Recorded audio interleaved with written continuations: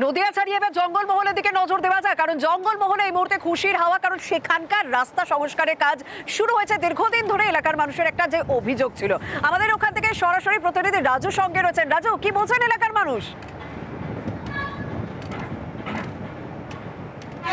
দেখো, এলাকার মানুষ খুবই খুশি, কারণ 158টি রাস্তা, সেই রাস্তা নির্মাণের কাজ শুরু হয়েছিল, যার মধ্যে প্রায় 40টি রাস্তা যেটা সিএমও দপ্তরে ফোন গিয়েছিল। এখানকার মানুষের অভিযোগ ছিল তাদের ওখানে রাস্তা দরকার রয়েছে, খুব খারাপ অবস্থা রয়েছে।